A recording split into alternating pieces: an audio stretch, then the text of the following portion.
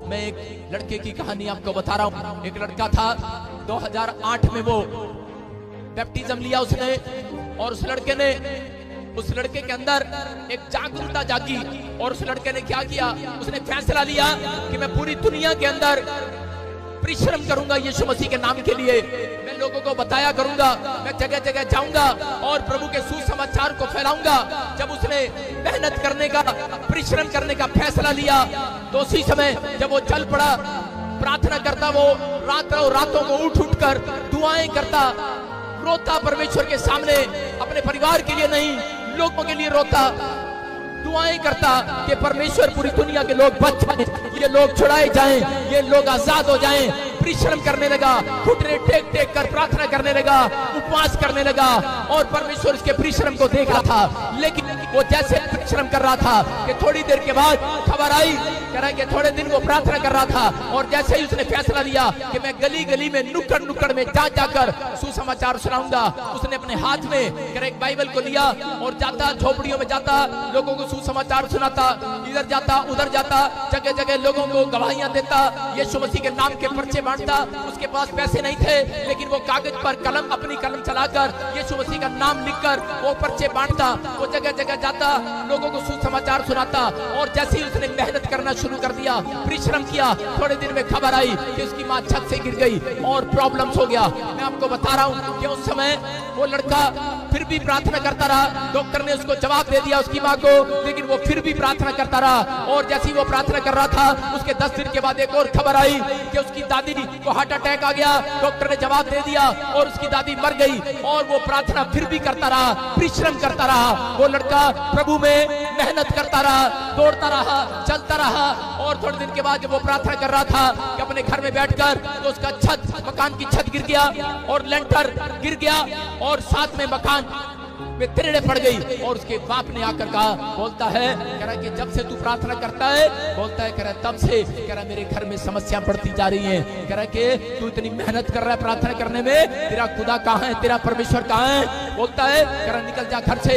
जैसे ही वो घर से निकला, उसने मेहनत करना शुरू कर दिया, उसने प्रार्थना किया, उसने फिर भी हिम्मत न हारा, वो निराश नहीं हुआ, वो फिर भी प्रार्थना करता रहा और खुदा को रोज बोलता रहा, इस वचन से बोलता रहा, परमेश्वर कि मेरा परिश्रम तू देख रहा है, अरे मेरा परिश्रम का फल कहाँ है? लेकिन वो करता रहा, वो बेचारा प्रार्थना करता रहा और दौड़ता रहा। लेकिन थोड़े दिन के बाद कह रहा है कि जब उसको घर से निकाल दिया गया, वो सुसमाचार सुना रहा था कि थोड़े लोगों ने क्या किया, कि थोड़े लोगों ने उसको पकड़कर मारना पीटना शुरू किया, और पीटा और उसको जेल में डाल दिया। और जब उसको जेल में डाला, तो समय भी वो वहां जेल में बैठकर लोगों को सुसमाचार सुनाता रहा, प्रार्थना करता रहा और बोलता रहा, एक दिन तो मेरा खुदा मेरे परिश्रम का फल देगा। वो रोता रहा, प्रार्थना करता रहा। वहां पर भी उसने मेहनत करना नहीं छोड़ा। उसने जेल में भी बहुत सारे लोगों को सुसमाचार सुनाया। और उसी समय जब वो ऐसे प्रार्थना करके बाहर निकला, थोड़े दिन के बाद वो किसी जगह पर कह रहे कि एक आदमी के घर पर काम करने लगा, उसके बासन मांगता, उसके कपड़े धोता, बड़ी मेहनत करता।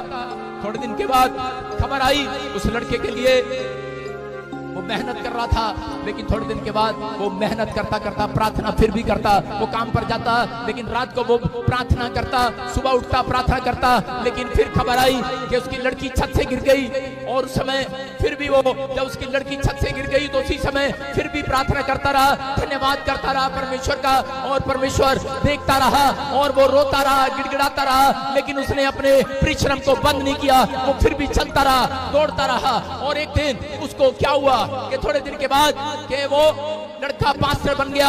और पास्टर बनने के बाद कह रहा उसने जगह जगह, गांव गांव में जाकर, गली गली में, नुक्कड़ नुक्कड़ में जाकर उसने सुसमाचार सुनाया। थोड़े दिन के बाद खबर आई कि उसके भाई को टीबी की बीमारी होगी, प्रॉब्लम्स होगी।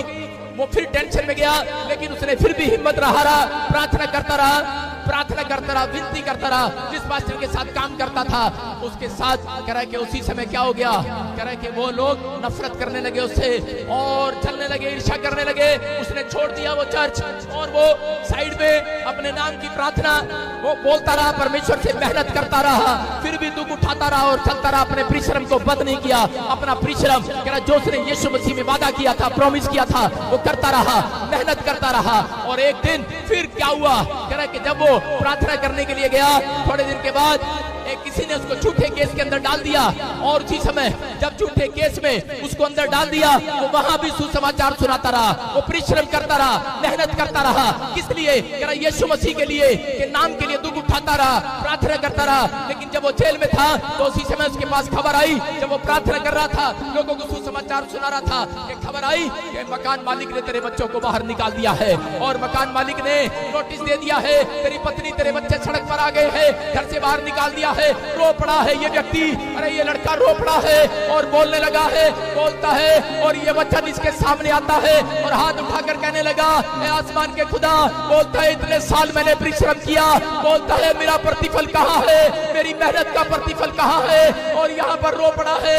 लेकिन उस समय रहा नहीं गया इससे, जब बीवी बच्चे सड़क पर आ गए, अरे मकान मालिक ने घर से हाथ पकड़कर बाहर निकाल दिया।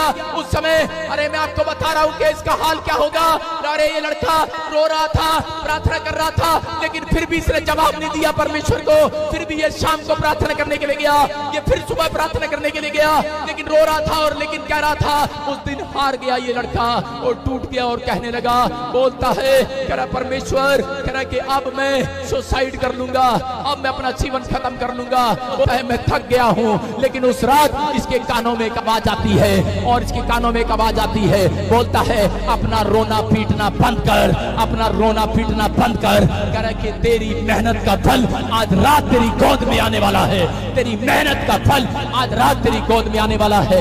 इस लड़के के कान में जब ये आवाज आई और इसने पुस्तक जब बाइबल खोली तो बाइबल के अंदर ये वचन लिखा था, यिर्मयाह के 31 के 16 में वो लिखा, वहां पर यहोवा यूं कहता है, कह रहा है कि अपना रोना पीटना बंद कर, मैंने तेरे आंसुओं को देखा है। वो आज ऐसे लोगों को बोल रहा है, ए मेरा बेटा है, मेरी बेटी सुन, अपने आंसुओं को, कह रहा है परमेश्वर को एक सामने अगर आपने बहाए हैं, अगर आपने परिश्रम किया है, यीशु मसीह के नाम के लिए दुख उठाया है, अगर प्रार्थना की है, बाइबल पढ़ी है, कह रहा है आपने अपना पेट काट कर लोगों की हेल्प की है, मैं कह रहा हूं आज रात आपका प्रतिफल आपकी गोद में आने वाला चर्च, आपकी गोद में आने वाला चर्च, मेरा परमेश्वर झूठा नहीं है, आपकी गोद में आने वाला है। ये लड़का ही विश्वास करके कह रहा वहां पर भी कह रहा विश्वास कर रहा था, लेकिन रात को कह रहा जब इसने वचन को पढ़ा, सुबह खबर आई कि इस लड़के की जमानत हो गया और ये अपने घर पर गया। ये लड़का जैसे ही बाहर निकलता है, परमेश्वर का रोता हुआ धन्यवाद करता हुआ जा रहा था और उसी समय पवित्र आत्मा ने क्या किया, बोलता है पवित्र आत्मा ने कहा तू जा। एक आदमी उसके पास आया, बोलता है मेरा बच्चा मर गया है। उस लड़के ने उसके ऊपर हाथ रखा, वो बच्चा जिंदा हो गया। एक औरत एक और उसके पास आई, बोलती कि मेरे बच्चे की आंख नहीं है, उसने हाथ रखा, चमत्कार हो गया, उसकी आंखें वापस आ गई। एक औरत और आई, बोलती है रसोली है, कैंसर है, और उसने उसके ऊपर हाथ रखा, वो कैंसर चला गया। चमत्कार करने लगा परमेश्वर, उस लड़के के जीवन से चमत्कार होने लगे। मैं कह रहा हूं कि उस लड़के के जीवन में परमेश्वर ने चमत्कार पर चमत्कार करना शुरू कर दिया। जितना दुख उठाया था उससे ज्यादा परमेश्वर ने उसको अनॉइंटिंग देना शुरू कर दिया। आज वो लड़का आपके सामने खड़ा है, उसका नाम पास्टर भजिंदर सिंह है। हालेलुया।